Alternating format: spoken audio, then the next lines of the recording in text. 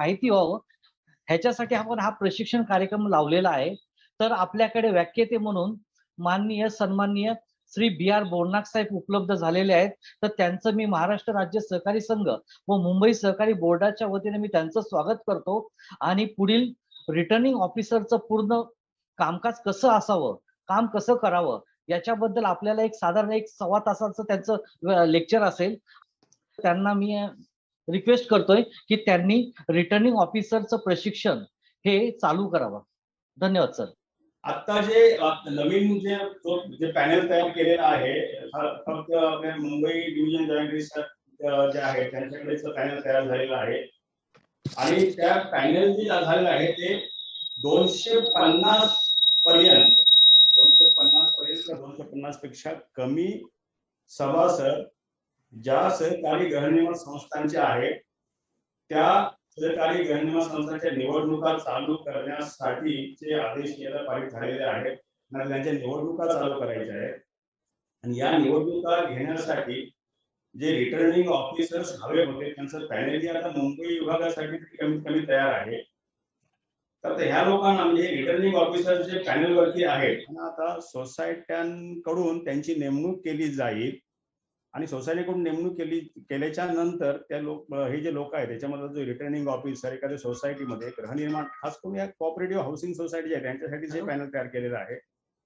ज्यावेळी तुम्ही तुमची निवडणूक निर्णय अधिकारी म्हणजे रिटर्निंग ऑफिसर म्हणून नेमणूक होईल त्यावेळेला तुम्हाला त्या ठिकाणी निवडणूक प्रक्रिया पार पाडण्यासाठी जावं लागेल. त्यासाठी तुम्हाला ट्रेनिंग जे आहे उसके लिए आपको training means the training you require you must be well acquainted with the election process. आपको पूरी इलेक्शन प्रोसेस जो है मालूम होनी चाहिए. So to make acquainted with the entire election process especially to the returning officers who are empaneled recently, for those returning officers today's training session is there.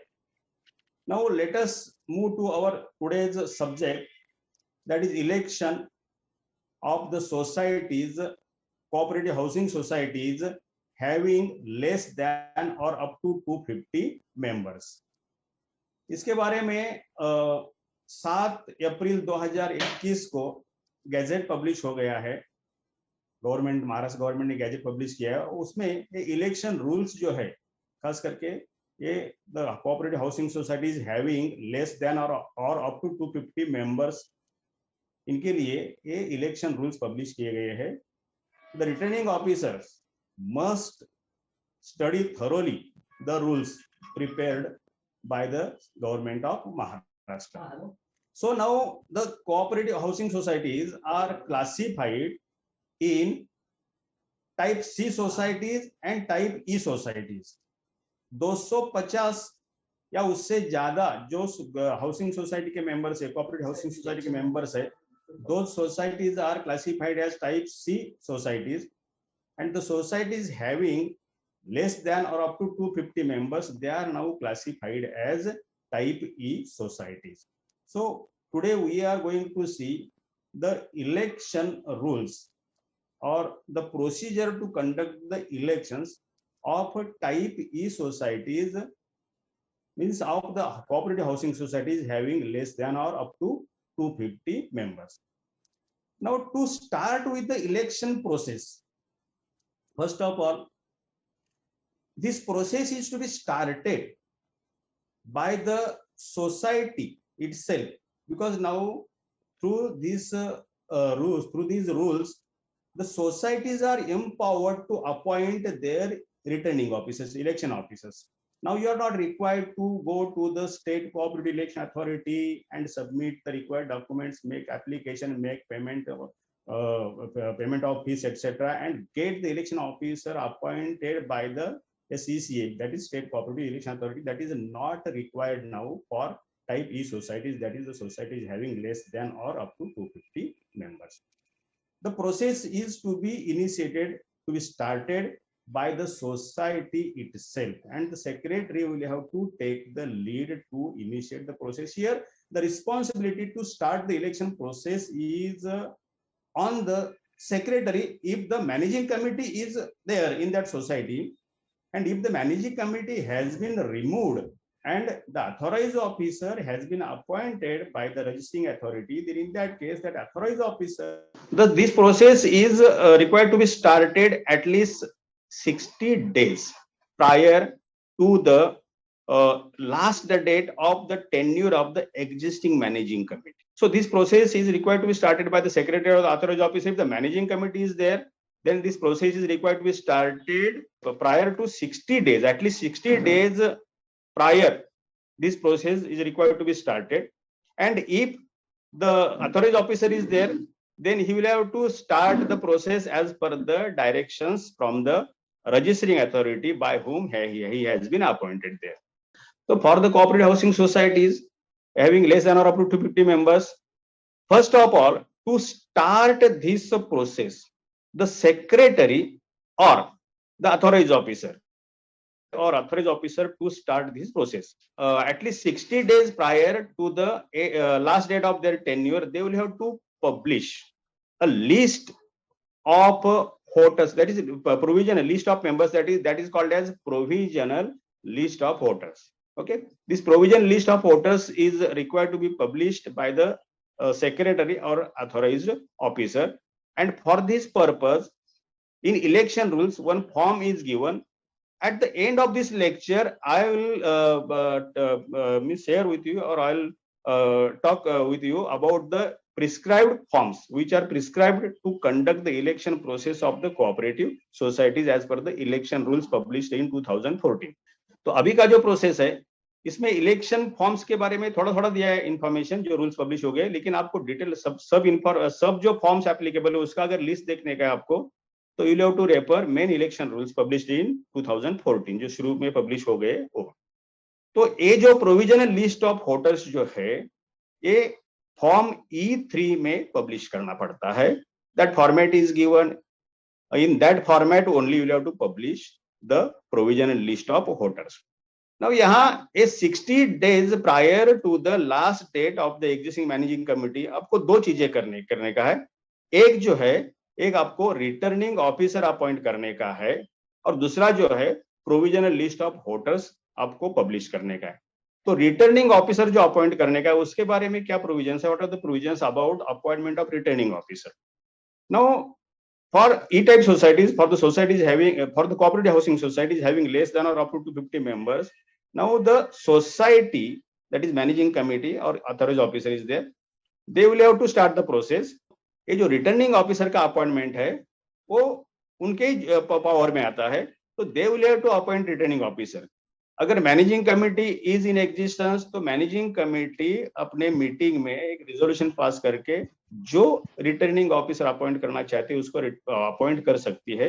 लेकिन returning officer appoint करने के लिए उनके सामने दो ऑप्शंस है. एक उन्होंने रिटर्निंग ऑफिसर जो अपॉइंट करने का है, वो जो ज्वाइंट रजिस्ट्रार साहब ने, स्टेट कोऑपरेटिव इलेक्शन अथॉरिटी के डायरेक्शन से ज्वाइंट रजिस्ट्रार साहब ने जो पैनल रिटर्निंग ऑफिसर का पब्लिश किया है, उसमें से ही किसी व्यक्ति को, उसमें से ही किसी रिटर्निंग ऑफिसर को आपको आपके सोसाइटी के इलेक्शन कंडक्ट करने के लिए रिटर्निंग ऑफिसर करके अपॉइंट करने का है. दूसरा ऑप्शन ऐसा है इसमें कि आप आपके सोसाइटी के ही किसी मेंबर को रिटर्निंग ऑफिसर करके अपॉइंट कर सकते हो, provided he will have to undergo the training which is organised for returning officers. जैसा अभी हमारा ट्रेनिंग चल रहा है, फेडरेशन के माध्यम से भी ट्रेनिंग चलता है. तो फेडरेशन के माध्यम से जो ट्रेनिंग चलता है, महाराष्ट्र स्टेट कोऑपरेटिव यूनियन के माध्यम से जो ट्रेनिंग चलता है, वो ट्रेनिंग उन्होंने अटेंड करना चाहिए, और बाकायदा वो ट्रेनिंग लेके ही सोसाइटी के किसी मेंबर को आप रिटर्निंग ऑफिसर की जिम्मेदारी सौंप सकते हो.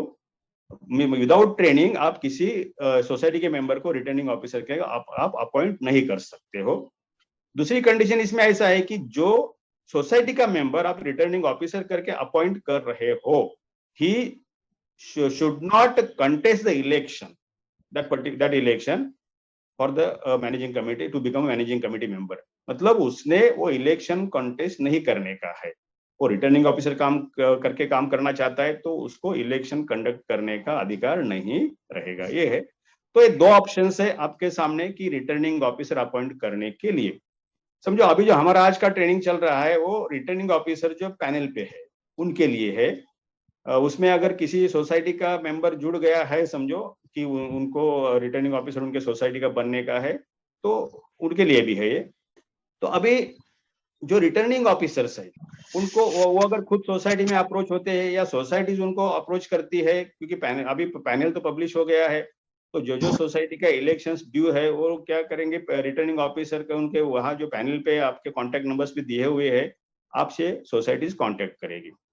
तो कॉन्टेक्ट करने के बाद उनको आपके अपॉइंटमेंट का रिजोल्यूशन उनके मैनेजिंग कमेटी में पास करना पड़ेगा और उनको रजिस्ट्रार को इंटीमेट करना पड़ेगा। ये 60 दिन पहले करने का है। रिटर्निंग ऑफिसर का अपॉइंटमेंट भी जो है वो 60 दिन पहले करने का है।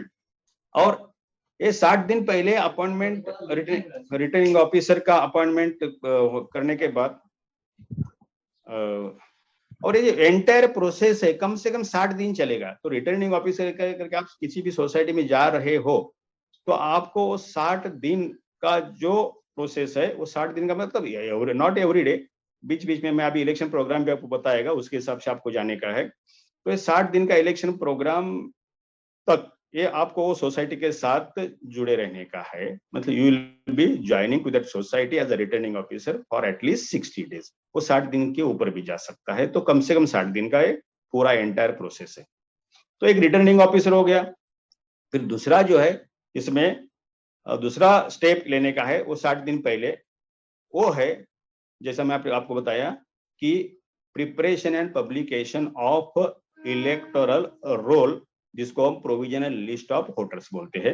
ये प्रोविजनल लिस्ट ऑफ वोटर्स जो है वो सेक्रेटरी और ऑथराइज ऑफिसर ने बनाने का है और उसको पब्लिश करने का है सोसाइटी के नोटिस बोर्ड में।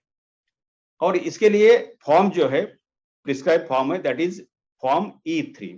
अभी इसके बारे में थोड़ा सा हम मालूमात करा के लेते हैं कि ये जो provision list of voters that is preparation of electoral roll में इलेक्टोरल रोल या प्रोविजन लिस्ट ऑफ वोटर्स जो बनाते टाइम क्या क्या प्रोविजंस किए गए रूल्स में। So this provision list of voters is to be prepared and published by the society. ये सोसाइटी ने मतलब सेक्रेटरी या अथॉराइज ऑफिसर जो भी है उन्होंने बनाने का है at least 60 days before the election in the year in which the election is due to be held. मतलब ये 60 दिन पहले, टेन्योर खत्म होने के 60 दिन पहले। अभी इसमें कौन से मेंबर्स के नाम आने चाहिए? This provision list of voters should be prepared comprising of all the members on the date of the publication of provisional voters list as per the register of members or list of members। मतलब आप हर एक society में register of members that is form I form register जिसको बोलते हैं हम, register of members मतलब I register भी popularly it is called as I register, और लिस्ट ऑफ मेंबर्स को हम जे फॉर्म रजिस्टर बोलते हैं। तो ये आई फॉर्म रजिस्टर और जे फॉर्म रजिस्टर में ये प्रोविजनल लिस्ट ऑफ वोटर्स जो दिन आप पब्लिश कर रहे हो वो दिन जो जो मेंबर्स के नाम है वो नाम जो है ये प्रोविजनल मतलब लास्ट डेट तक आपको ऑप्शन दिया है, लास्ट डेट तक जो आपका मेंबर हो रह सकता है, मतलब जो दिन आप प्रोविजन लिस्ट ऑफ वोटर्स बना रहे हो वो दिन आई रजिस्टर में और जे रजिस्टर में जो जो मेंबर्स के नाम है उनके नाम प्रोविजन लिस्ट ऑफ वोटर्स में आ जाएंगे।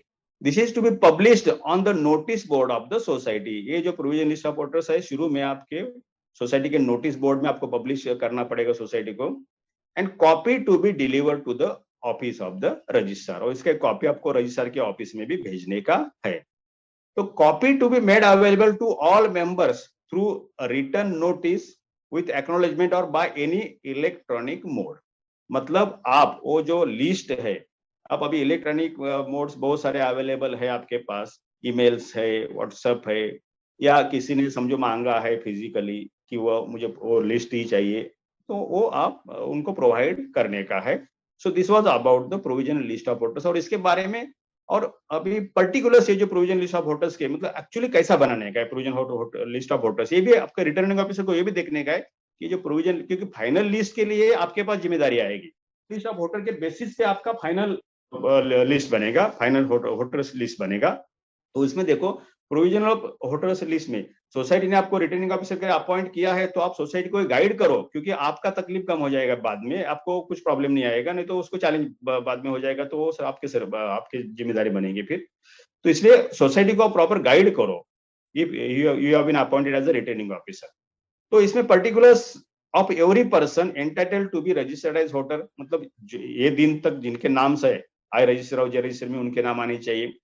अब ये नाम लिखने का जो है, उसमें एक देखो, आपके आय रजिस्टर में क्या ऑर्डर है, जे रजिस्टर में क्या ऑर्डर है, that is not to be considered. आपको ई फॉर्म में जैसा बोला गया है वैसा ही आपको ये प्रोविजन लिस्ट ऑफ होटल्स बनाने का है। तो ऐसा है कि उसमें पहले आना चाहिए सरनेम, ये जो प्रीफिक्स रहता है श्री, श्रीमती वगैरह, वो छोड़ो, पहले सरनेम आना चाहिए, उसके बाद आपका मेन नेम, और उसके बाद फादर्स और हस्बैंड्स नेम आना चाहिए, उसके बाद आपका एज रहेगा और आपका जेंडर रहेगा। तो यही फॉर्मेट में आप ये लिस्ट बनाने का है, प्रोविजन लिस्ट ऑफ होटल्स बनाने का है। तो सरनेम, नेम, मिडिल नेम, जो फादर और हस्बैंड का नेम रहेगा, और उसके बाद में का कॉलम जो है एज, और उसके बाद में का जेंडर का कॉलम है। Address as recorded in the register of members, ये मतलब आय रजिस्टर में जो आपका एड्रेस लिखा गया है वो एड्रेस इसमें लिखा जाएगा, और अदर पर्टिकुलर्स आपके आइडेंटिटी के लिए अगर कुछ अवेलेबल है तो वो भी लिखे जाएंगे। सो प्रोविजनल लिस्ट ऑफ होटल जो है ये अल्फाबेटिकल ऑर्डर में बनाने का है। तो अल्फाबेटिक, ये ध्यान में रखिए, आपके आय रजिस्टर या जे रजिस्टर में जो सीरियल नंबर है वो यहाँ नहीं चलेगा, यहाँ आपको अल्फाबेटिकल ऑर्डर में, मतलब सरनेम से शुरुआत करने का है, तो ए सरनेम का जो पहला मतलब अल्फाबेट के हिसाब से जो पहला नाम आएगा वो आएगा। तो वो जो आपका सॉफ्टवेयर है उसमें वो अल्फाबेटिकली अरेंजमेंट करने का वो ऑप्शन रहता है। तो ये जो प्रोविजन लिस्ट ऑफ होटल्स है आपका अल्फाबेटिकल ऑर्डर में होना चाहिए, सरनेम, नेम और मिडिल नेम ऐसा नाम लिख के, ठीक है। तो ये जो है, this was about how to prepare the provisional list of hotels. तो आप रिटर्निंग ऑफिसर करके आप सोसाइटी को गाइड करो प्रॉपरली कि वो ऐसा ऐसा आपको ये बनाने का है।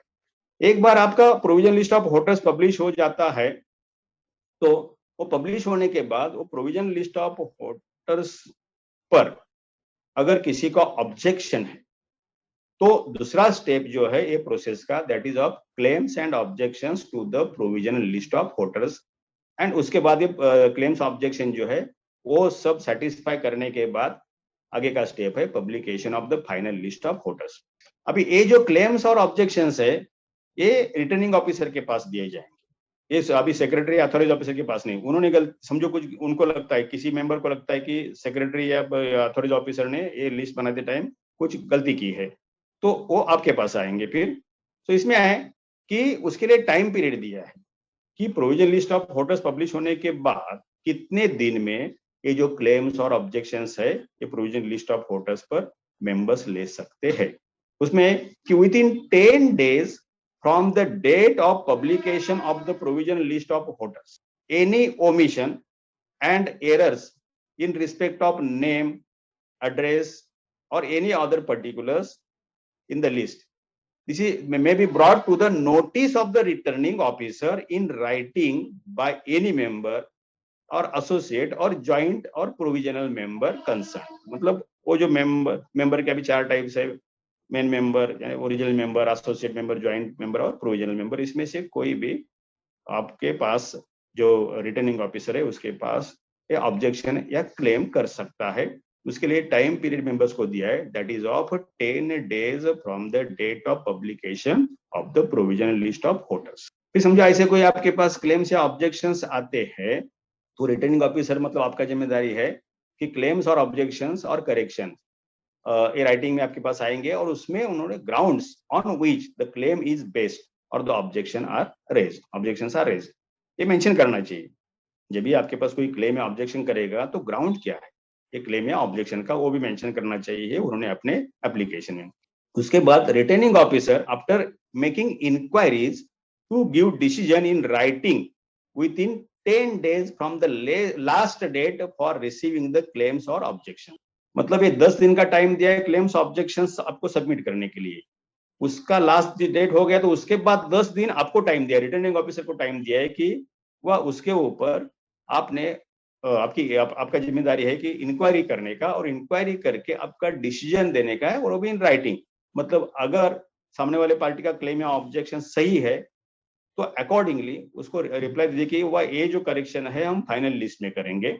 अगर उसका क्लेम ऑब्जेक्शन आपको लगता है कि सही नहीं है, तो उसका बोले कि आपका क्लेम ऑब्जेक्शन सही नहीं है, तो जो प्रोविजन लिस्ट ऑफ वोटर्स में लिखा है that the same will be reflected in the final list of voters. ऐसा आप उनको राइटिंग में जवाब देने का है।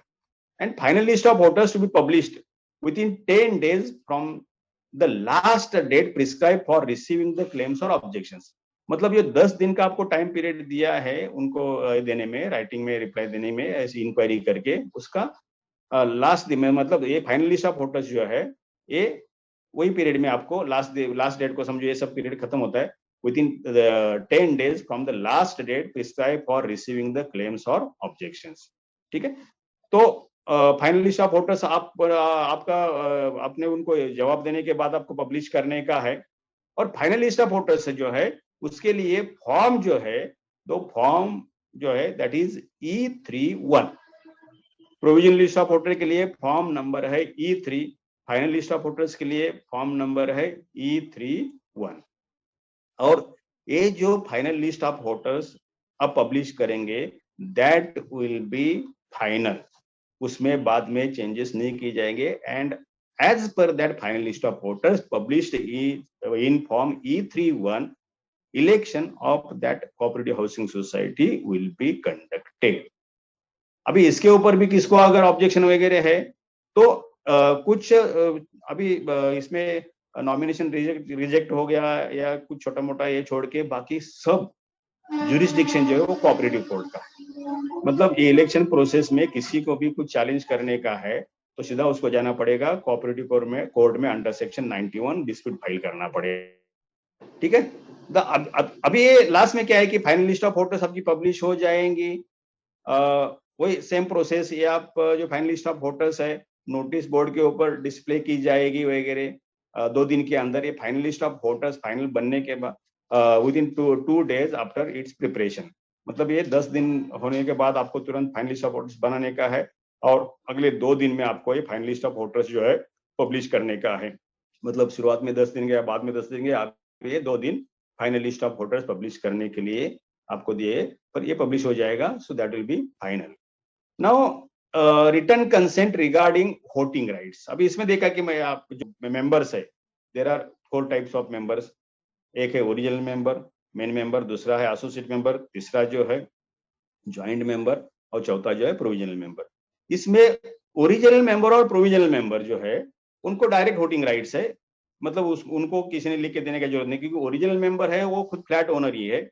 और प्रोविजनल मेंबर जो है वो नॉमिनेशन के बेसिस पे after death of main member, nomination के बेसिस पे या नॉमिनेशन नहीं रहेगा तो बायलॉ नंबर 35 का प्रोसेस फॉलो करके जो मेंबर बन गया है उसके बेसिस पे जो मेंबर बन गए वो उनको प्रोविजनल मेंबर बोलते हैं विदाउट ऑब्टेनिंग सक्सेशन सर्टिफिकेट जो भी है, फैमिली अरेंजमेंट डीड, मतलब ओनरशिप ट्रांसफर नहीं हो गई लेकिन वो मेंबर बन गए on the basis of nomination etcetera, उनको प्रोविजनल मेंबर बोलते हैं। तो ये जो है मेन मेंबर और प्रोविजनल मेंबर उनको डायरेक्ट वोटिंग राइट है, उनको मतलब किसी से कंसल्ट लेने की जरूरत नहीं, क्योंकि वही उनका ही नाम मेन सोसाइटी के शेयर सर्टिफिकेट के ऊपर है। अभी रहता है 2 बाकी, दूसरा एसोसिएट या ज्वाइंट मेंबर। अभी एसोसिएट मेंबर जो है अभी नया जो अमेंडमेंट हो गया है सेक्शन 154B जो अपने महाराष्ट्र कोऑपरेटिव सोसाइटीज एक्ट में 2019 में अमेंडमेंट किया गया, उसमें एसोसिएट मेंबर को अभी उसका नाम शेयर सर्टिफिकेट के ऊपर नहीं आएगा लेकिन उसको वोटिंग राइट दिया गया है। और ये वोटिंग राइट के लिए उसको मेन मेंबर से रिटर्न कंसेंट लेना पड़ेगा, या समझो ज्वाइंट मेंबर है मतलब जिसका नाम ओनरशिप डॉक्यूमेंट्स पे पहले नंबर पे नहीं है और शेयर सर्टिफिकेट में भी पहले नंबर पे नहीं है, मतलब एक नंबर छोड़ के बाकी के जो नाम है वो they are called as joint members. तो उनको भी मतलब एसोसिएट मेंबर और ज्वाइंट मेंबर दोनों में से किसी को अगर मेन मेंबर अपना वोटिंग राइट देना चाहता है तो फिर उसने अपना NOC that is return consent वो देना चाहिए। और उसके लिए बायलॉज में एक फॉर्म प्रिस्क्राइब किया है, that form is form number appendix number 10A।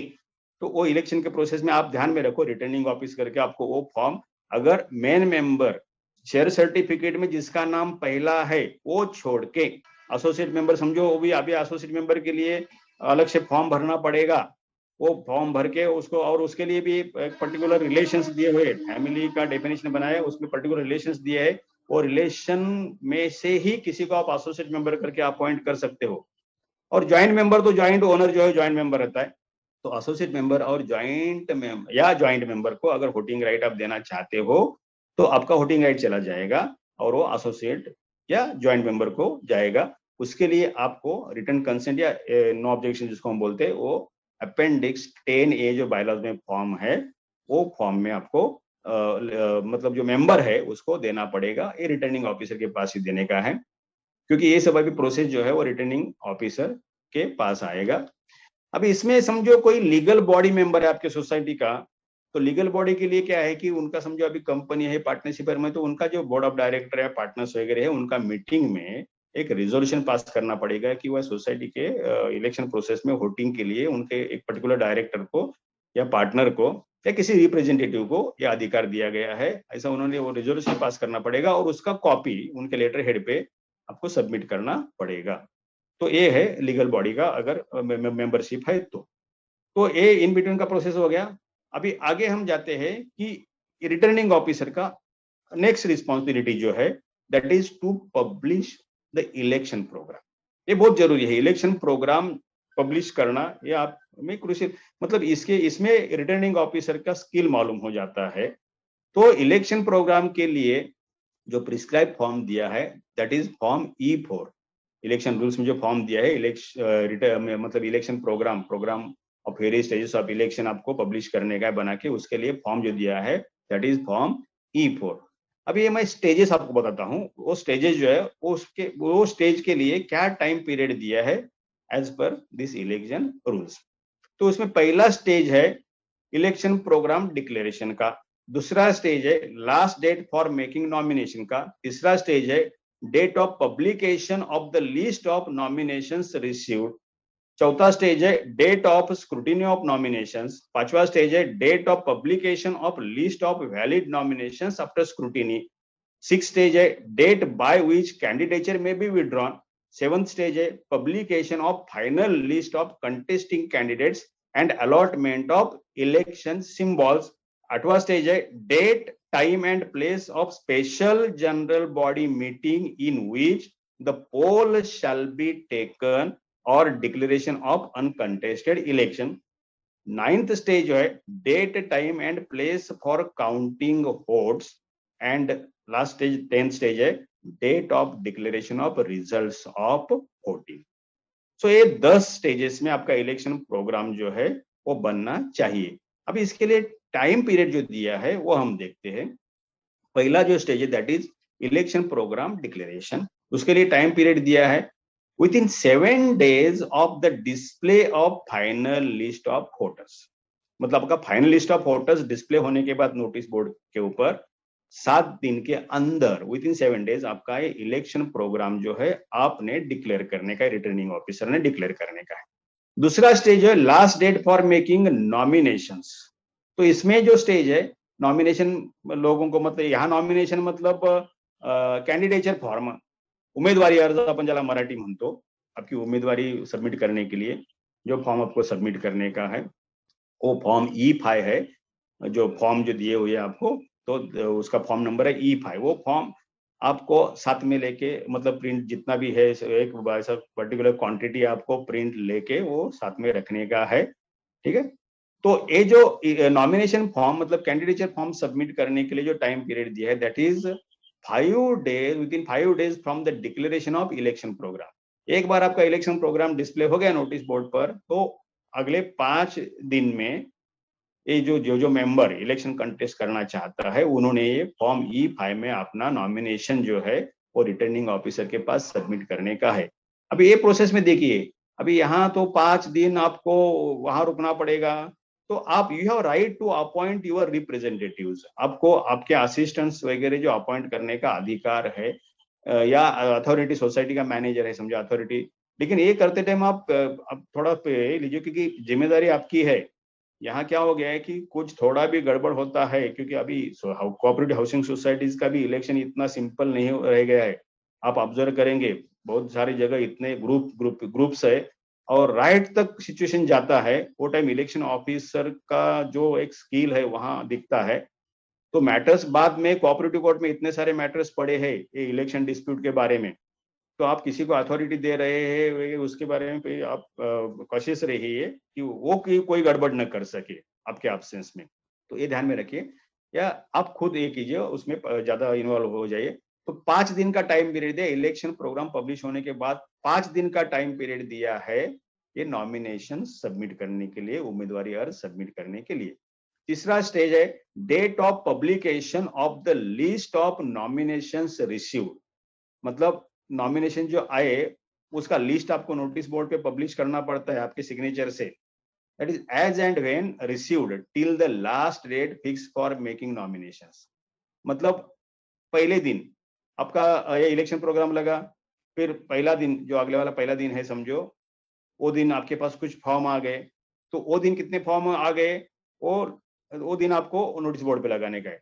दूसरे दिन के एंड तक टोटल कितने फॉर्म आ गए पहले और दूसरे दिन का, ऐसा करके 5वां दिन जो रहेगा, 5वां दिन आप एक टाइम 5 अप टू 5 PM समझो, बाय 5 PM जो भी फॉर्म्स आते हैं 5 बजे की, 5वां दिन है उसके 5 बजे तक अगर डेडलाइन रखते हैं, तो 5 दिन तक फिर वो 5वें दिन आपको पूरा का पूरा लिस्ट वो सबमिट करना पड़ेगा। तो आगे का जो प्रोसेस है उसमें आगे का जो स्टेज है date of scrutiny of nomination.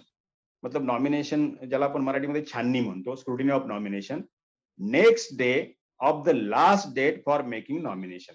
तो नॉमिनेशन का लास्ट डेट हो गया, वही दिन आपका टोटल जो जिन्होंने नॉमिनेशन फॉर्म सबमिट किए वो लिस्ट आपका नोटिस बोर्ड पे लग गया। तो उसके दूसरे ही दिन the very next day, that day should be the day for scrutiny of nominations। तो दूसरे ही दिन आपको नॉमिनेशन स्क्रूटिनी करने का है। ये स्क्रूटिनी के टाइम आपको जो नोटिस बोर्ड पे नोटिस लगाना पड़ेगा कि जो नॉमिनेशन फॉर्म जिन्होंने सबमिट किए है वो खुद वहां स्क्रूटिनी के टाइम आ सकते हैं, क्योंकि आप कोई वहां अगर ऑब्जेक्शन निकालेंगे या कोई पॉइंट निकालेंगे वो रिजेक्शन के लिए, तो उसको मालूम होना चाहिए कि कौन से मुद्दे के ऊपर आपने उनका नॉमिनेशन फॉर्म रिजेक्ट किया है। तो स्क्रूटिनी जो है अगले ही दिन होनी चाहिए। फिर उसके बाद जो है date of publication of list of valid nominations after scrutiny, उसके लिए next date after the date of completion of scrutiny.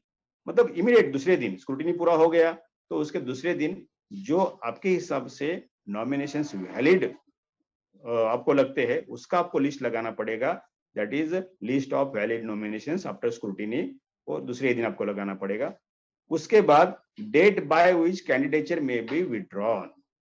तो आपने अभी जितने नॉमिनेशंस वैलिड है उनका लिस्ट लगाया, बाद में उसमें से किसी को अगर कंटेस्ट नहीं करने का है, बाद में उसको विड्रॉ करना चाहता है, तो ये विड्रॉवल के लिए बहुत ज्यादा टाइम मतलब दिया है, अभी ज्यादा है या वो मैं अब उसके ऊपर कमेंट नहीं करना चाहता हूँ कि कैंडिडेचर विड्रॉ करने के लिए टाइम पीरियड जो दिया है that is within 15 days, 15 दिन from the date of publication of list of valid nominations after scrutiny. मतलब स्क्रूटिनी के बाद आपने नॉमिनेशन वैलिड नॉमिनेशन का लिस्ट लगाया, उसके बाद 15 दिन का टाइम दिया है अगर किसी को अपना नॉमिनेशन विड्रॉ करने का आहे। म्हणजे आपला उमेदवारी अर्ज माघार घेणं, उमेदवारी माघार घेणं किंवा परत घेण्यासाठी 15 दिवसामध्ये तुम्ही कधी तुम्ही ती माघार घेऊ शकता। 15 दिन के अंदर आप कभी भी वो विड्रॉ कर सकते हो। Next stage that is publication of final list of contesting candidates and allotment of election symbols. अब इसमें है टाइम नहीं देने का, तो अगले ही दिन आपको क्या करने का है, जो बाकी अभी बचे जो विड्रॉवल के बाद जो बचे वो कंटेस्टिंग कैंडिडेट्स हो गए। मतलब वो रियल सेंस से they are going to contest the election. ठीक है, उनका जो लिस्ट है आपको the day next succeeding the last day fixed for withdrawal of candidature, मतलब विड्रॉवल के लिए डेट फिक्स किया उसके दूसरे ही दिन आपका ये कंटेस्टिंग कैंडिडेट का लिस्ट लगना चाहिए।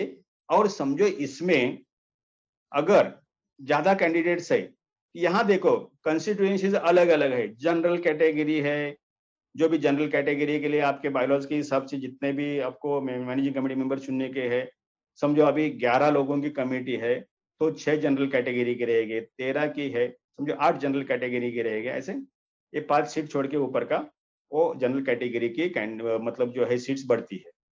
तो समझो अभी 6 है, 6 के जगह समझो 10 आ गए, तो आपको वहां इलेक्शन लेना पड़ेगा। तो फिर ये इलेक्शन के लिए पोल लेना पड़ेगा। पोल के लिए आपको उनको सिंबल्स देने पड़ेंगे। तो ये सिंबल्स भी है, ये हर एक को आपको वही दिन देने का है, क्योंकि इमीडिएटली उनको कैंपेनिंग चालू करने का रहता है। इसलिए उनका जो लिस्ट लगता है, आप कंटेस्टिंग कैंडिडेट का लिस्ट लगाएंगे, उसके साथ साथ आपको हर एक कंटेस्टिंग कैंडिडेट को आपको सिंबल देने का है। तो समझो सिंबल जो है, सिंबल कोई पॉलिटिकल पार्टी का आप नहीं दे सकते हैं।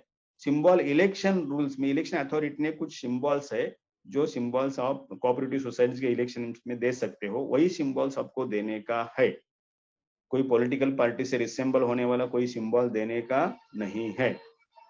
ठीक है, तो ये ध्यान में रखने का। तो सिंबल्स भी आपको रेडीली दिए हुए, उसमें से सिंबल्स देने का आपको। समझो किसी कैंडिडेट ने एक सिंबल मांगा और दो, समझो ऐसा लगा कि सिंबल मांगने का भी आप ऑप्शन रख सकते हैं, लेकिन किसी ने दो कैंडिडेट ने एक ही सिंबल मांगा, तो फिर वो टाइम आप चिट्ठियां दोनों के नाम के डाल का वो झगड़ा सॉर्ट आउट कर सकते हो। वो भी उनको मंजूर होना ही चाहिए, that your decision will be binding in that case. ठीक है, तो ये जो है, तो फाइनल लिस्ट कंटेस्टिंग कैंडिडेट्स का लिस्ट पब्लिश करने का और उसके बाद उनको सिंबल्स अलॉट करने का ये स्टेज है, अगर इलेक्शन मुझे पोलिंग की जरूरत पड़ेगी तो। उसके बाद का स्टेज है date time and place of special general body meeting in which the poll shall be taken और डिक्लेरेशन ऑफ अनकंटेस्टेड इलेक्शन।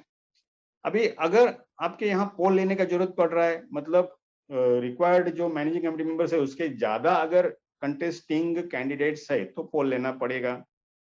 तो ये पोल लेने के लिए आपको स्पेशल जनरल बॉडी मीटिंग बुलाने का है। अभी स्पेशल जनरल बॉडी मीटिंग मतलब आप पोल के लिए भी बुला सकते हो, या आपको समझो ये कम या जितने आपके कमेटी मेंबर्स है उतने ही एप्लीकेशंस अगर आते हैं, उतने ही नॉमिनेशन फॉर्म्स आते हैं, तो ये जो इलेक्शन है अनकंटेस्टेड इलेक्शन करके डिक्लेयर किया जाएगा, अनअपोज करके सब इलेक्टेड करके डिक्लेयर किए जाएंगे। वो डिक्लेयर करने के लिए भी आपको you have to call the special general body meeting, और ये स्पेशल जनरल बॉडी मीटिंग बुलाने का अधिकार रिटर्निंग ऑफिसर को ही है। तो ये स्पेशल जनरल बॉडी मीटिंग उन्होंने कभी एक तो पोल लेने के लिए या अनकंटेस्टेड इलेक्शन का रिजल्ट डिक्लेयर करने के लिए आपको जो स्पेशल जनरल बॉडी मीटिंग बुलाने का है, उसके लिए टाइम पीरियड दिया है not earlier than 7 days but not later than 15 days from the date of publication of final list of contesting candidates। मतलब आपका final list of contesting candidates publish हो गया, तो 7 दिन कम से कम देने का है लोगों को कि कैंपेनिंग वगैरह करने के लिए जो भी है समझो। तो 7 not earlier than 7 days and not later than 15 days, मतलब 7 दिन के बाद और 15 दिन के अंदर का आप कौन सा भी डे जो है वो आप स्पेशल जनरल बॉडी मीटिंग के लिए फिक्स कर सकते हो। Time and place to be fixed by returning officer. ये जो स्पेशल जनरल बॉडी मीटिंग बुलाने का है उसका डेट टाइम एंड प्लेस जो है ये रिटर्निंग ऑफिसर ने फिक्स करने का है ये अधिकार, क्योंकि ये पूरा आपके अभी इलेक्शन जो आपको पूरे आपके हाथ में है। ठीक है, ये हो गया स्पेशल जनरल बॉडी मीटिंग के बारे में, इसको पोल लेने के लिए, नहीं तो declaration of uncontested result of uncontested election. उसके बाद का date time and place for counting votes. अभी समझो स्पेशल जनरल बॉडी मीटिंग हुआ, इलेक्शन पोलिंग हो गया, समझो जरूरत पड़ा तो पोलिंग होने के बाद आपका पोलिंग का प्रोसेस पूरा हो जाएगा। पोलिंग के प्रोसेस के बारे में मैं आपको थोड़ा बताएगा आप आगे जाके। उसके बाद ये जो है date time and place for counting votes, date time and place for counting vote, date time and place for counting vote जो है, तो not later than 3rd day from the date of which the poll shall be taken, मतलब not later than 3rd day. आपको जो special general body meeting हो गया, जो meeting में पोल हो गया, उसके बाद 3 दिन के अंदर आपका ये जो है ये काउंट वोट्स का काउंटिंग होना चाहिए, और वो भी डेट जो है डेट टाइम एंड प्लेस आपके रिटर्निंग ऑफिसर को सिलेक्ट करने का है, चूज करने का है, एंड अकॉर्डिंगली आपको नोटिस बोर्ड पे लगाने का। एवरी टाइम ये जो भी आप डिसीजन लेंगे नोटिस बोर्ड पे लगा दी जाइए for the information of the members. और लास्ट का जो स्टेज है इसमें date of declaration of results of voting. तो काउंटिंग जैसा खत्म होता है immediately after the counting of votes, मतलब जैसा काउंटिंग आपका पूरा हो जाएगा तो इमीडिएटली आपका रिजल्ट आपको डिक्लेयर करने का है। तो अब ये रिजल्ट डिक्लेयर करने के लिए क्या बेस लेना चाहिए उसके बारे में अभी हम आगे आगे के जो प्रोसेस है उसमें बात करेंगे। मुझे लगता है कि ये इलेक्शन प्रोग्राम जो है बनाने का जो एक स्टेजेस है, अलग अलग स्टेजेस है, वो रिटर्निंग ऑफिसर करके आपके ध्यान में आ गए होंगे बराबर। अ, अभी इसके बारे में अगर किसी को मुझे पर्सनली क्वेरीज वगैरह पूछने का है तो अभी लेक्चर के बाद पूछ सकते हैं, या उसके बाद अभी कभी आप इलेक्शन लेने के लिए जा रहे हैं वो टाइम आपको कुछ अगर मेरा गाइडेंस आपको चाहिए तो आप ये जो प्रोग्राम अरेंज कर रहे हैं उनसे आप मेरा मोबाइल नंबर्स जो है 2 मोबाइल नंबर्स है उनके पास से ले सकते हैं, ईमेल आईडी भी मेरा ले सकते हैं। ठीक है, तो वो टाइम आपकी जो भी क्वेरी आएगी मैं आपको बताएगा क्या करने का आगे जाके। ओके, आगे चलते हैं। इलेक्शन प्रोग्राम अभी आपने पब्लिश किया, मतलब इलेक्शन प्रोग्राम कैसा होना चाहिए ये आपने इलेक्शन प्रोग्राम बनाया समझो, तो manner of publication of election program जो है कैसा द इलेक्शन प्रोग्राम पब्लिश करने का, the returning officer will have to publish the election program on the notice board of the society. पहले तो आपको नोटिस बोर्ड पे पब्लिश करने का है, भी करने का इलेक्शन प्रोग्राम जो है जो नोटिस बोर्ड पे आप लगाएंगे तो आपको सर्कुलेट करने का है। आगे जो है next circulate the same to all members. ये सर्कुलेशन के टाइम आपको इलेक्ट्रॉनिकली सर्कुलेट करो, ईमेल के थ्रू या व्हाट्सएप के थ्रू, बाय हैंड डिलीवरी आप सर्कुलेट करो, मतलब ये और है सब इलेक्ट्रॉनिकली और बाय हैंड डिलीवरी और बाय रजिस्टर्ड पोस्ट और बाय कुरियर, ये आपको सर्कुलेट करने का है मेंबर्स में, along with the notice of special general body meeting with the date, time and venue in which the election will be conducted if required। मतलब ये जो आप special general body meeting notice बनाएंगे उसमें number of vacancies to be filled by election और number of reserve seat as per act and bylaws आपको mention करने का है रिगार्डिंग द नोटिस। आगे का जो स्टेज है नॉमिनेशन सबमिट करने के लिए, देखो कैंडिडेट जो नॉमिनेशन सबमिट करने के उसके लिए फॉर्म नंबर E5 जो है, फॉर्म नंबर E5 आपने ही रिटर्निंग ऑफिसर ने ही प्रोवाइड करने का है। मेंबर्स ये कंटेस्टेंट्स लेके नहीं आएंगे आपके पास, आपको ही आपके पास रखने का है और वो जैसा आएगा वैसा देने का है उनको। उसके लिए कुछ नॉमिनल फीस है वो आप चार्ज कर सकते हैं। अब इसमें देखिए nomination paper in form E5 to be supplied free of, sorry अभी फ्री ऑफ कॉस्ट है, मतलब ये नया जो इलेक्शन ये बन गया वो फ्री ऑफ कॉस्ट आपको सप्लाई करने का है बाय द रिटर्निंग ऑफिसर। आगे nomination paper to be signed by 2 members, one as the proposer and the other as a seconder, whose names are included in the final list of voters। यहाँ देखिए कि nomination form भी ऐसा बनाया गया है ना, उसमें ये प्रपोजर और सेकंडर के ही नाम ज्यादा पहले आते हैं, बाद में वो कंटेस्टेंट का नाम बाद में आता है। तो इसमें प्रपोजर का और सेकंडर का नाम उसमें होना चाहिए, और वो जो फाइनल लिस्ट लगा है, फाइनल लिस्ट में उनका नंबर कौन से सीरियल नंबर पे है वो भी आपको उधर मेंशन करने का। आप E5 फॉर्म देखेंगे तो मालूम पड़ेगा कि उसमें आपको प्रपोजर और सेकंडर का क्या क्या पर्टिकुलर्स डालने का है। लेकिन एक ध्यान रखिए कि प्रपोजर और सेकंडर जो है दोनों भी व्यक्ति के नाम फाइनल लिस्ट ऑफ वोटर्स में होने चाहिए। फाइनल लिस्ट ऑफ वोटर्स में नाम नहीं है वो आदमी प्रपोजर और सेकंडर नहीं बन सकता है। उसके बाद the nomination paper should contain a declaration signed by the candidate expressing his willingness to stand for election। मतलब ये उसके बाद आता है उसका डिक्लेरेशन की मैं इलेक्शन के लिए खड़ा रहना चाहता हूं, ऐसा उसका एक डिक्लेरेशन है उसमें। Copy of caste certificate issued by the competent authority be attached for the candidate contesting for the reserve seat as per section 73B। 73B में कास्ट बेसिस पे जो रिजर्वेशन है, SC/ST के लिए एक सीट है, OBC के लिए एक है, बाकी VJ NT SBC के लिए एक सीट है। ऐसा 3 सीट जो है तो कास्ट बेसिस पे रिजर्वेशन है as per section 73 of the Maharashtra corporation society act 1960।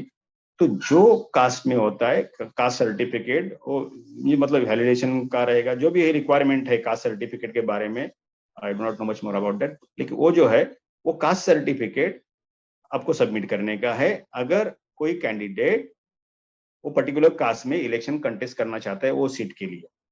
आगे जो है the returning officer to enter serial number on the nomination paper and certify the date and time at which the nomination paper has been received and immediately give a written acknowledgement. देखिए, जैसा जैसा nomination form आता है, returning officer ने उसके ऊपर serial number लिखने का है कि एक नंबर पे जो फॉर्म आ गया उसके ऊपर आप एक नंबर लिखो और उसका एक्नॉलेजमेंट है उसमें, मतलब जो फॉर्म है उसके साथ, तो वो एक्नॉलेजमेंट भी आपको देने का है उनको। जैसा फॉर्म आता है, नंबर डालिए, सीरियल नंबर डालिए, फिर आप जो लिस्ट, मतलब जो फॉर्म्स आएंगे उसका लिस्ट बना के आप जो पब्लिश करने वाले नोटिस बोर्ड है, इमीडिएट वो लिस्ट पे भी नाम लिखिए उनका और उनको एक्नॉलेजमेंट देते जाइए। एक्नॉलेजमेंट देने का आगे, eight close of the time fixed for the receipt of nomination papers, the returning officer to prepare a list of nomination received and declare it as and when received till the last date fixed for making nomination। मतलब जैसा जैसा आता है वैसा हर दिन का आप list बना जाइए और लास्ट डेट को जो लगेगा वो पूरा का पूरा सबका लिस्ट लगेगा नोटिस बोर्ड के ऊपर। No person shall be nominated as a candidate for election if his name does not appear in final list of voters। जिसका नाम फाइनल लिस्ट ऑफ वोटर्स पे नहीं है वो कैंडिडेट इलेक्शन उसका नॉमिनेशन फॉर्म सबमिट नहीं कर सकता है, रिटर्निंग ऑफिसर ने वो लेने का नहीं है। और he is disqualified to be the member of committee under the, मतलब जो अपना एक्ट रूल्स और बायलॉज में जो डिसक्वालिफिकेशन है वो डिसक्वालिफिकेशन 73 CA है और इधर हम देखेंगे तो बायलॉ में वो बायलॉ नंबर 117 है, इसमें आपको डिसक्वालिफिकेशन ग्राउंड मिलेंगे। तो अगर किसी के अगेंस्ट ऑर्डर हो गया रजिस्ट्रार का और उसको डिसक्वालीफाई किया है to become managing committee member, तो वो भी अपना नॉमिनेशन फॉर्म सबमिट नहीं कर सकता। अगर ऐसा कोई आ रहा है तो वो उसका नॉमिनेशन फॉर्म लेने का नहीं है रिटर्निंग ऑफिसर में। बाद में सिंबल्स के बारे में जो है रूल्स के में दिया है, सिंबल्स में be chosen by the candidates at the election form among those specified by the state cooperative election authority। आप आपके नॉमिनेशन फॉर्म में आपको सिंबल चाहिए, वो आप जिक्र कर सकते हैं कि मुझे ये सिंबल मिलना चाहिए करके, लेकिन ये सिंबल जो है स्टेट कोऑपरेटिव इलेक्शन अथॉरिटी ने क्या किया है, ये सिंबल्स दिए, उसमें से ही किसी सिंबल आपको चुनना पड़ेगा। But any symbols which are associated with recognised political party should not be allowed. कोई पॉलिटिकल पार्टी को जो सिंबल है वो आपको नहीं दिया जाएगा और आप वो उसके बारे में पूछ भी नहीं सकते। अब ये हो गया, आप नॉमिनेशन फॉर्म सबमिट करते हैं, आपको सिंबल का भी मेंशन करने का, जैसे हम बोला सिंबल अलॉट करते टाइम, फिर वो उस आपके प्रेफरेंस से सिंबल आपको मिलेंगे, लेकिन एक ही समझो सिंबल दो लोगों ने मांगा है तो फिर वो टाइम आपका झगड़ा वो चिट्ठी डाल के वगैरह सॉल्व किया जाएगा और एक जिसको लगा है उसको वो मिलेगा, दूसरे को दूसरा चूज करना पड़ेगा। अभी यहाँ डिपॉजिट्स के बारे में प्रोविजंस है। इलेक्शन लेते टाइम जो कैंडिडेट्स है उनसे आपको डिपॉजिट लेने का है, नॉमिनेशन फॉर्म के साथ डिपॉजिट आपको लेने का है। तो nomination fees to be deposited with the returning officer, returning officer के साथ ही डिपॉजिट करने का है। For candidates other than SC/ST category, मतलब SC/ST कैटेगरी छोड़ के बाकी के कैंडिडेट जो है उनके लिए ₹500 ये जो डिपॉजिट है, और for SC/ST candidate category candidate रहेंगे उसके लिए 200। मतलब सिर्फ SC/ST जिसके लिए एक ही सीट है, सिर्फ SC/ST के लिए सिर्फ एक ही सीट है, वहां 200 रुपए डिपॉजिट है और बाकी सब कैंडिडेट्स के लिए 500 रुपए डिपॉजिट आपको लेने का। और ये डिपॉजिट जो लेने का है अलोंग विथ नॉमिनेशन, जो एप्लीकेशन फॉर नॉमिनेशन, जो नॉमिनेशन फॉर्म जो सबमिट कर रहे हैं उसके बाद आपको लेने का है। उसके बाद जो आता है स्क्रूटिनी ऑफ नॉमिनेशन, तो इसमें आपका रोल है स्क्रूटिनी ऑफ नॉमिनेशन में रिटर्निंग ऑफिसर का मेन रोल है स्क्रूटिनी करने का है। तो scrutiny by the returning officer at the appointed hour, scrutiny देखो, स्क्रूटिनी के लिए लास्ट डेट अभी खत्म हो गया आपका, तो स्क्रूटिनी के लिए आपको टाइम पीरियड दिया है, वो टाइम पीरियड में कभी आप स्क्रूटिनी करने वाले हैं, 3 दिन का जो टाइम पीरियड दिया है, 3 दिन के टाइम पीरियड में आप कभी स्क्रूटिनी करने वाले हैं, वो आपको नोटिस बोर्ड पे लगाने का है, कैंडिडेट को मालूम हो जाएगा। तो नोटिस वो वही टाइम में during that period only, on that day during that period you have to conduct the scrutiny of the nominations received. तो स्क्रूटिनी के time the returning officer will have to examine the nomination papers सब पूरा वो fill up किए हैं वो देखना पड़ेगा। To decide all objections made by any candidate or his proposer or seconder in respect of any nomination, मतलब किसी एक कैंडिडेट के नॉमिनेशन के लिए समझो किसी दूसरा कैंडिडेट या उसका प्रपोजल सेकेंडर अगर कोई ऑब्जेक्शन ले रहा है तो रिटर्निंग ऑफिसर ने उसके ऊपर पहला डिसीजन देने का है कि वो उसका ऑब्जेक्शन स्टैंड होता है कि नहीं होता है। अगर नहीं होता है तो वो ऑब्जेक्शन रिजेक्ट कर देने का, अगर वो ऑब्जेक्शन लिया है, अगर स्टैंड होता है तो उसके हिसाब से फिर आपको डिसीजन लेके ऑब्जेक्शन सही है तो फिर वो जो कैंडिडेट है उसका आपका नॉमिनेशन फॉर्म जो है वो रिजेक्ट करना पड़ेगा और रिजेक्शन का लेटर देके उसमें रीजन लिखना पड़ेगा. Either to accept or reject any nomination on such objection or on his own motion after summary inquiry if any. मतलब आपके स्क्रूटिनी के टाइम आपको ही खुद को लगा कि वो ऑन दिस ग्राउंड ये नॉमिनेशन फॉर्म रिजेक्ट होना चाहिए तो आप वो रिजेक्ट कर सकते हैं. या किसी ने ऑब्जेक्शन लिया और ऑब्जेक्शन सस्टेन हो गया तो रिजेक्ट हो गया तो उसके लिए आपको थोड़ा inquiry summary inquiry type inquiry लेना पड़ेगा और वो ये सिलेक्ट समझो सिलेक्ट हो गया एक्सेप्ट हो गया तो that will be continued. Reject हो गया तो फिर आपको वो जो कैंडिडेट है उसको आपको राइटिंग में रिजेक्शन का लेटर देना पड़ेगा और रिजेक्शन के लेटर में आपको रीजन लिखना पड़ेगा और वो लेटर में ही उसको एक आपको डायरेक्शन देने का है. अगर ये रिजेक्शन के अगेंस्ट आपको अपील करने का है तो आपको 3 दिन के अंदर अंडर सेक्शन 152 ए महाराष्ट्र कोऑपरेटिव सोसाइटीज एक्ट 1960 में प्रोविजन है ये अपील के लिए. नॉर्मल कोर्स में अपील के लिए सेक्शन 152 है लेकिन ये जो स्पेशल टाइप का अपील है उसको 3 दिन के अंदर फाइल करने का अगले 7 दिन के अंदर रजिस्ट्रार ने उसके ऊपर अपना डिसीजन लेने का है. तो इसके लिए वो फास्ट ट्रैक पे है इसलिए ये इसके लिए अलग प्रोविजन है section 152 A of the Maharashtra cooperative society 96 वो भी मेंशन करने का है रिटर्निंग ऑफिसर ने. तो रिटर्निंग ऑफिसर के आपको काम करने का तो ये भी चीजें मालूम होनी चाहिए कि आप रिजेक्शन का लेटर दे रहे हो तो रिजेक्शन का लेटर में आपको क्या मेंशन करने का है तो अपील में आप जा सकते हो. तो ये भी सब चीजें ध्यान में रखिए. Nomination form not to be rejected on minor ground such as spelling and clerical mistake incorrect voters list number वगैरह ऐसा अगर otherwise that candidate is eligible to contest the election समझो बाकी ऐसा कानूनन वो अगर एलिजिबल है तो फिर इसने अपना नाम गलत लिखा या किसी प्रपोजर का नाम स्पेलिंग मिस्टेक है सेकेंडर का नाम स्पेलिंग मिस्टेक है या उनका जो वोटर्स लिस्ट में जो नंबर लिखा है वो गलत लिखा है इनकरेक्ट लिखा है ये छोटे एरर्स के ऊपर रिटर्निंग ऑफिसर ने वो फॉर्म रिजेक्ट करने का नहीं है. वैलिड कोई रीजन रहेगा वैलिड रीजन रहेगा तो ही वो रिजेक्ट करने का है. खास करके वो डिस्क्वालिफिकेशन उसका आता है तो वो टाइम रिजेक्ट करो. कभी कभी क्या होता है इसमें वैलिड रीजन आपको बताता हूं मैं कि 2002 के बाद जिसको 3 बच्चे हो गए तीसरा बच्चा पैदा हो गया है 2001 में अमेंडमेंट हो गया लेकिन 1 साल का टाइम पीरियड दिया था तो 3 बच्चे जिसके मतलब तीसरा बच्चा अगर पैदा हो गया है सिंगल डिलीवरी में तो वो कैंडिडेट है वो डिस्क्वालिफाइड है. मालूम नहीं होता है किसी को समझो रिटर्निंग ऑफिसर को थोड़ी मालूम है कि लेकिन किसी ने ऑब्जेक्शन उठाया और वो इंक्वायरी में ये मालूम हो गया कि हाँ 2002 के बाद उसको तीसरा बच्चा पैदा हो गया तो उसको he is not qualified to contest the election. ऐसा कुछ केसेस है वो केस में आप उनका रिजेक्ट कर सकते हैं. आगे देखिए grounds for rejecting the nomination papers क्या होने चाहिए आपके. If the nomination paper is not signed और फिल्ड नॉमिनेशन पेपर के ऊपर सिग्नेचर ही नहीं प्रपोजर का नहीं और सेकेंडरी का नहीं कैंडिडेट या वो पूरे भरे नहीं है समझो कुछ डेटा उसमें से नहीं भरा हुआ है तो एक ग्राउंड के ऊपर आप नॉमिनेशन फॉर्म रिजेक्ट कर सकते हो. आगे if the candidate is disqualified to be elected under the act rules और बायलॉज जैसे मैं बोला कि सेक्शन 73 CA और बायलॉ नंबर 117 में जो ग्राउंड है उसके बेसिस पे अगर डिस्क्वालिफाइड है तो उसका नॉमिनेशन फॉर्म रिजेक्ट हो जाएगा. आगे चलते हैं.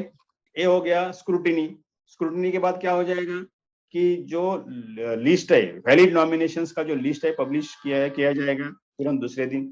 उसके बाद टाइम स्टार्ट होता है क्या जैसे स्क्रूटिनी होता है वैसा वैलिड नॉमिनेशन का लिस्ट पब्लिश हो जाएगा दूसरे दिन से उसका टाइम चालू हो जाएगा विड्रॉवल के लिए जो 15 दिन का टाइम पीरियड है विड्रॉवल के लिए वो चालू हो जाएगा. तो withdrawal of nomination paper withdrawal के लिए फॉर्म नंबर E6 प्रोवाइड किया गया है वो फॉर्म में विड्रॉल के लिए एप्लीकेशन करना पड़ेगा जिसको भी फॉर्म विड्रॉ करने का. इसलिए तो by notice in writing subscribed by him and deliver to the returning officer ये जो E6 में आपको ये नोटिस इन राइटिंग देना पड़ेगा और वो रिटर्निंग ऑफिसर को आपको सबमिट करना पड़ेगा at any time after the presentation of nomination paper but within the time specified in the election program for such withdrawal जो 15 दिन का टाइम पीरियड दिया है उसमें आप ये E6 फॉर्म सबमिट करके आपका नॉमिनेशन जो है वो विड्रॉ कर सकते हो. The returning officer to prepare a list of such candidates who have withdrawn their candidature 15 दिन खत्म होने के बाद ये 15 दिन में जितने भी लोगों ने अपना कैंडिडेचर विड्रॉ किया उनका सब लिस्ट बना के वो नोटिस बोर्ड पे लगाने का इलेक्शन ऑफिसर ने. A notice of withdrawal of candidate once given shall be irrevocable. आपने समझो E6 फॉर्म भर के दिया ये नोटिस है notice of withdrawal of nomination का ये समझो दिया और बाद में आप बोलेंगे कि नहीं नहीं नहीं मुझे वो वापस लेने का है। देखो, नॉमिनेशन फॉर्म विड्रॉ करने का ऑप्शन आपके सामने है, लेकिन विड्रॉवल का नोटिस विड्रॉ करने का ऑप्शन आपके पास नहीं है। एक बार आपने विड्रॉवल का नोटिस दिया, समझो आपका वो नोटिस मतलब बाद में आप वापस नहीं ले सकते। वो इलेक्शन ऑफिसर आपका सीधा नॉमिनेशन वहां से विड्रॉ करेगा और कंटेस्टिंग कैंडिडेट में आपका नाम नहीं आएगा। तो सोच समझ के आपको विड्रॉ करने का है तो ही E6 फॉर्म भर के देने का है। आगे, preparation of list of contesting candidates. बाद में अभी विड्रॉवल का टाइम पीरियड हो गया, फिर 15 दिन के बाद आपको ये रिटर्निंग ऑफिसर को अभी जो बचेंगे वो they will B contesting candidates, उनके बीच में अभी टक्कर हो जाएगी, इलेक्शन हो जाएगा, पोलिंग हो जाएगा। तो ये जो आपको लिस्ट बनाने का है कंटेस्टिंग कैंडिडेट्स का, उसके लिए क्या गाइडलाइंस है? The returning officer to prepare and declare a final list of contesting candidates on the notice board of the society. इसके लिए फॉर्म जो प्रिस्क्राइब किया गया है, ये फॉर्म E7 है। E7 में आपको ये final list of contesting candidate से वो नोटिस बोर्ड में पब्लिश करनी पड़ेगी 15 दिन के टाइम पीरियड के बाद।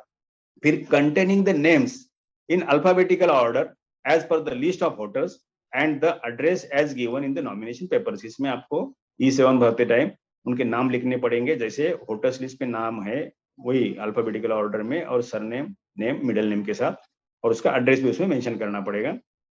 where a poll becomes necessary to consider the choose of symbols।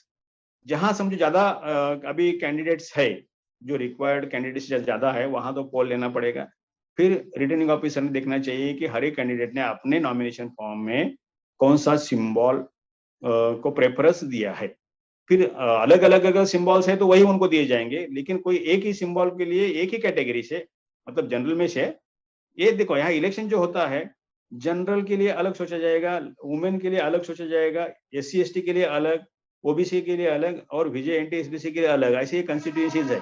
तो ये सिंबल वही कॉन्स्टिट्यूएंसी के लिए ही माने जाएंगे। ठीक है, तो दो ही व्यक्ति ने एक सिंबल के लिए किया है तो फिर उनको चिट्ठी डाल के वगैरह प्रॉब्लम सॉल्व करने का, सिंबल्स देने का, allotting a different symbol to each candidate. फिर if more candidates have preferred the same symbol to allot symbols on first come first serve basis.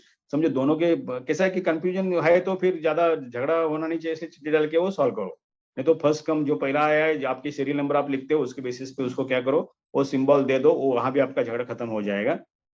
If more than 30% of total contesting candidates form the group and demand a common symbol by common written application signed by all the concerned candidates, then the returning officer may allot them a common symbol।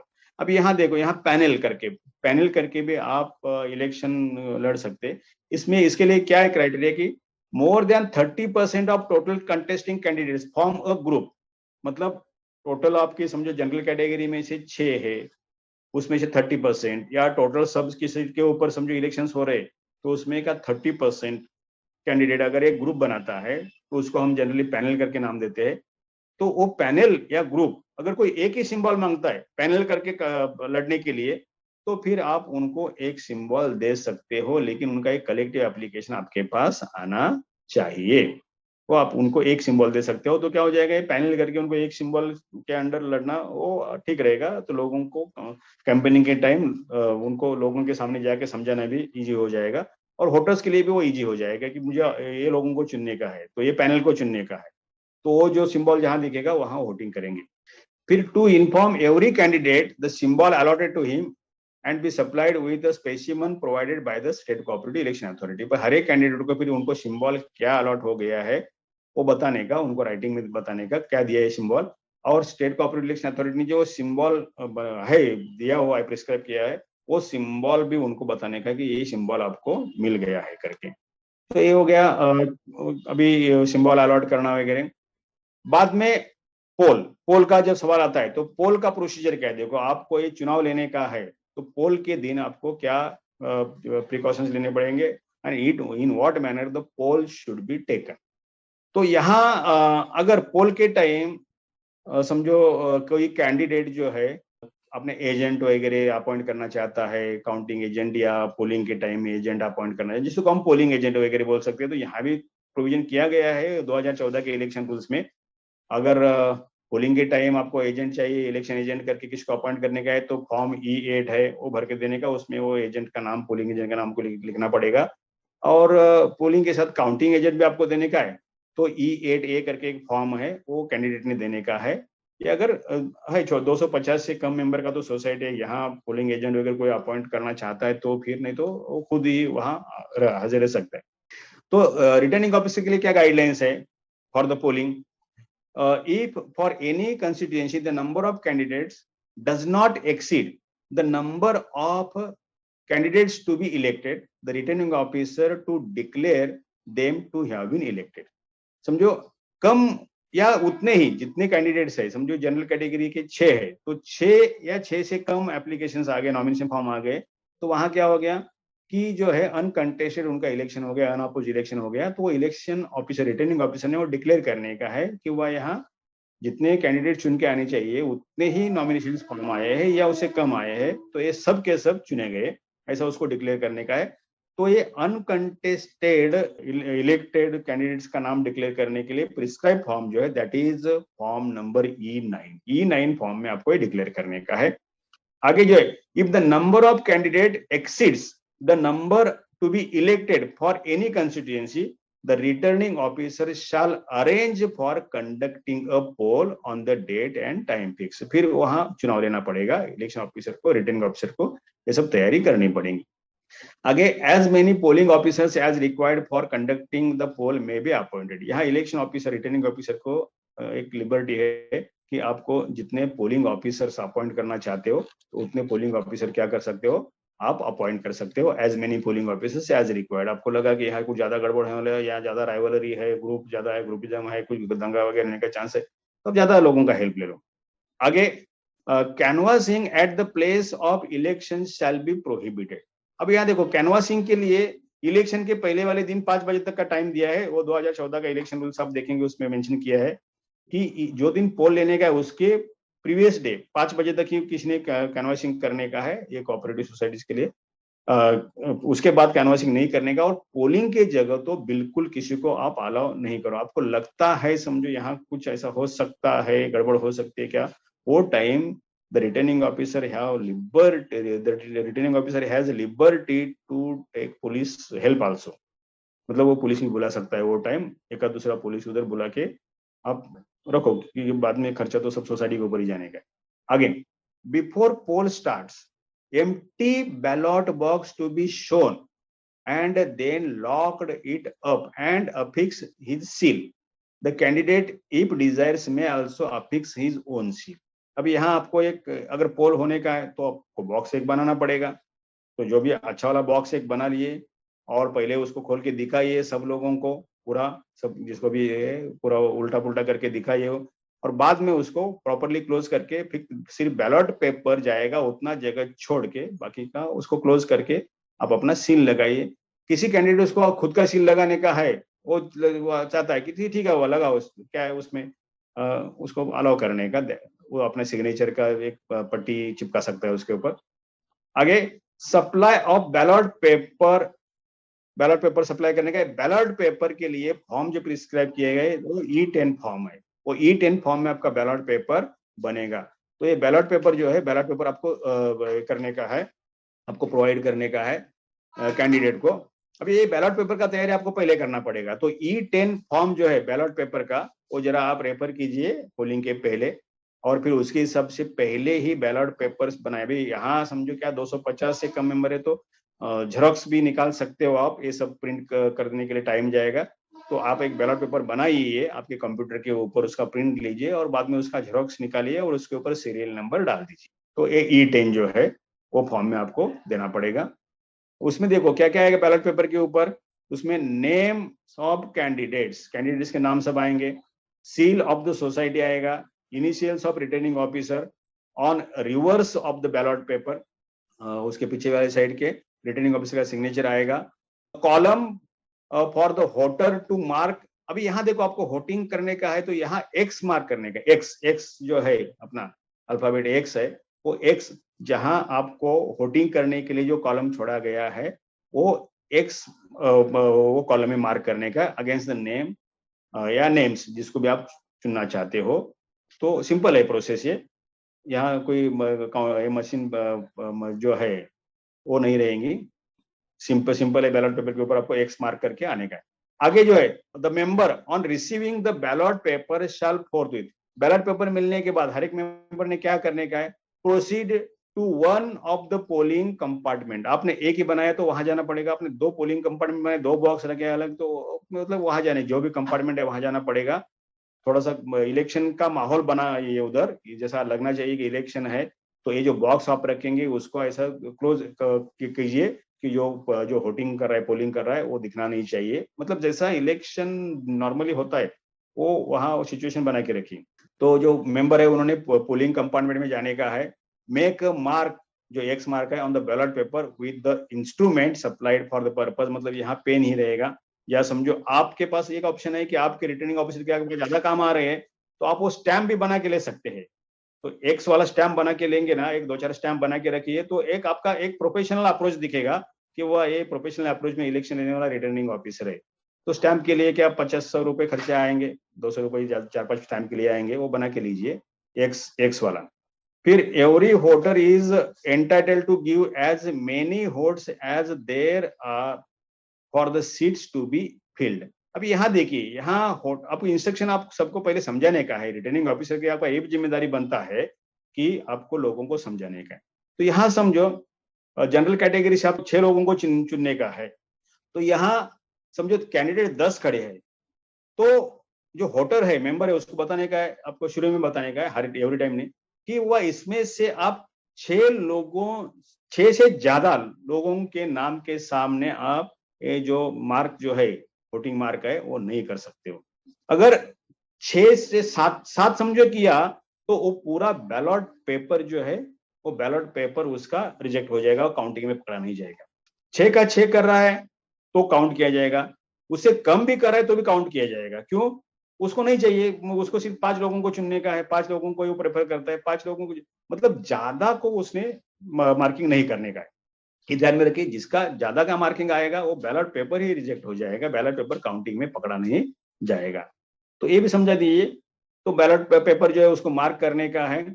आगे, fold the ballot paper so as to conceal his vote, मतलब जैसा हम पहले जमाने, मतलब ये जो EVM machine जो है उसके पहले जो वोटिंग करते थे, वैसा उसको फोल्ड करके फिर उसको insert the folded ballot paper into ballot box and quit the polling station, वहां से निकलने का है। No voter is allowed to enter a polling compartment when another voter is inside it, दूसरा कोई वोटर है तो उसके पीछे वाले ने जाने का नहीं है। आगे, if the identity of any member is challenged bye any candidate, अगर ये वही मेंबर नहीं है, ये वोटर नहीं है, तो फिर इंक्वायरी करने का, उसका आईडी प्रूफ वगैरह पूछने का, अगर आईडी प्रूफ उसके पास मिलता है तो उसको अलाउ करने का, नहीं मिलता है तो बोले आईडी प्रूफ लेके आओ, बाद में वोटिंग अलाउ करेंगे। जो भी है समझ इंक्वायरी करके उसके ऊपर डिसीजन लेने का काम जो है रिटर्निंग ऑफिसर का है। All voters present before it is closed shall be issued the ballot paper and allowed to vote, मतलब वोटिंग पोलिंग खत्म होने के पहले जो भी वोटर्स आएंगे उनको सबको बैलेट पेपर देने का है और वो वोटिंग कंप्लीट करने का है। Postponement of election if at any stage interrupted और disturb by any right etcetera, तो आपको ये भी अधिकार है, समझो किसी ने दंगा किया, धांधली की किसी ने, तो आपको ये पोल जो है वो पोस्टपोन करने का अधिकार है, और वो टाइम आपको reason, record reason in minute books of AGBM, display on notice board and report to the registrar. मतलब ये जो मिनट्स आप बनाएंगे, क्योंकि ये स्पेशल जनरल बॉडी मीटिंग में हो रहा है पोलिंग, तो उसमें लिखिए कि ये पोस्टपोन क्यों किया गया, क्या कारण हो गया, और ये इसका रिपोर्ट आपको किसको देना पड़ेगा, या रजिस्ट्रार को आपको देना पड़ेगा। So this was about how to conduct the poll जो है, उसके बारे में ये कुछ गाइडलाइंस थे।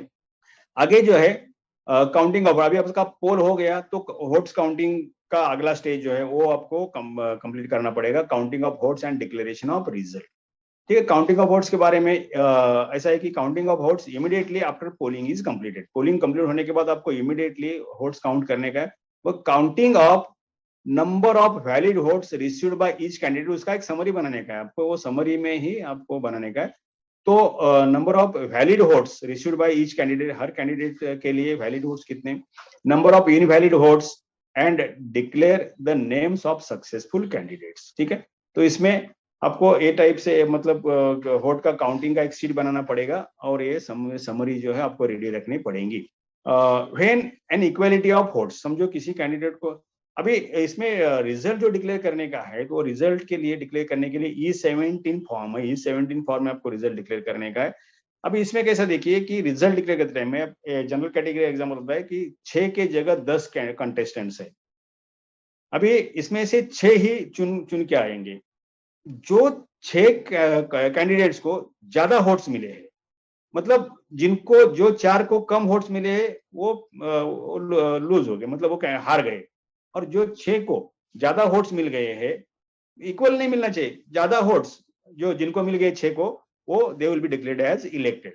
समझो टाई है, when an equality of votes जो है, तो डिटर्मिनेशन ऑफ द पर्सन और persons to whom an additional vote is deemed to have been given to be made by lots to be drawn। यहाँ देखो, अगर इक्वल वोट्स इक्वलिटी टाई है, तो वो टाइम ये लॉट मतलब आप चिट्ठी डाल के वगैरह किसी एक का नाम, जिसका नाम का चिट्ठी आएगा, he will be declared as elected। आगे का है इसमें, the candidate to whom the highest number of valid votes have been given is declared as elected। समझो आपके सोसाइटी के मेंबर्स है, उसमें से ज्यादा मतलब सबके जो चुन के आए हैं, वो कंपेरेटिवली जिनको हाईएस्ट वोट मिले हैं वो सब चुन के आएंगे। और जो जितने 6 है, 6 कंपेरेटिवली जिनको ज्यादा वोट्स मिले, वो 6 they will be declared as elected. Result E17 में डिक्लेयर करने का है। The result is submitted to the register within 2 days from the declaration of result and published it on the notice board of the society। मतलब result तो जो है वो तो तुरंत डिक्लेयर किया जाता है, डिक्लेयर तो तुरंत हो जाएगा वही स्पेशल जनरल बॉडी मीटिंग में, लेकिन नोटिस बोर्ड पे लगाने के लिए, रजिस्ट्रार ऑफिस में भेजने के लिए आपके पास 2 दिन का टाइम है। तो पूरा सिस्टमेटिक बना के आप रजिस्ट्रार ऑफिस में वो सबमिट कीजिए और आप सोसाइटी के नोटिस बोर्ड में भी लगाइए। The registrar thereafter shall constitute the committee within 15 days from the receiving of form number 17 from the returning officer। अब यहाँ कमिटी कंस्टिट्यूट करने का भी एक प्रोविजन है, लीगल प्रोविजन है, एक्चुअली एक्ट में है, रजिस्ट्रार को पावर है ये। आप E17 फॉर्म जो है, मतलब ये रिजल्ट डिक्लेयर करने के लिए जो फॉर्म प्रिस्क्राइब किया गया है, वो फॉर्म आप रजिस्ट्रार को सबमिट करने के बाद ऑफिस में, वो 2 दिन के अंदर आपको करने का है। इलेक्शन, ये स्पेशल जनरल बॉडी मीटिंग के बाद, इलेक्शन का रिजल्ट डिक्लेयर होने के बाद रजिस्ट्रार के ऑफिस में 2 दिन के अंदर सबमिट करने के बाद, उसके बाद within 15 days time period the registrar shall declare that committee of that particular housing society has been constituted. म्हणजे कमिटीचं गठन झालं असं त्या ठिकाणी रजिस्ट्रार डिक्लेअर करेल, and that is constitution of committee of your society। This was about the entire election process।